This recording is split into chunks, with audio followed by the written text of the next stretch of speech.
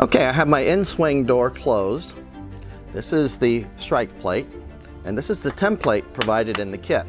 I have this position where I want to install this latch, and you notice the line, that is the outline of my striker.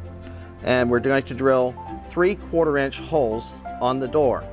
So I've just simply taken a drill bit and drilled through the paper so I can see where those holes are going to be located. These holes will drill the entire way through the door. We're now ready to install the hardware. I've actually had to go to a 5/16 hole top and bottom, remaining with a 1/4 inch hole. I have a square rod which is going to receive into the inside portion. I'm going to force this through. And then of course there's an area inside here. Make sure your handles are turned the same on both sides of the door. And this is working properly. And now we're ready to take a Phillips screwdriver, a Phillips screw, and connect these two pieces through the door. We're ready to install the striker, which has a hinge action here.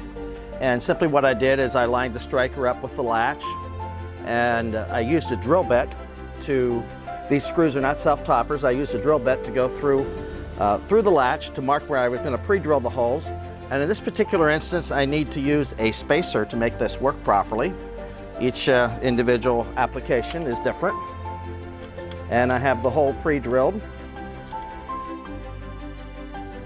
I now have my screws in my pilot holes, and we're ready to tighten.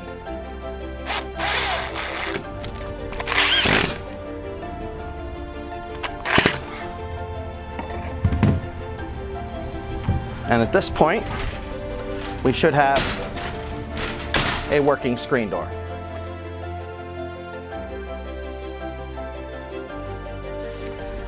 Thank you for your time, and thank you for watching this ScreenRail screen door installation video. Have a great day.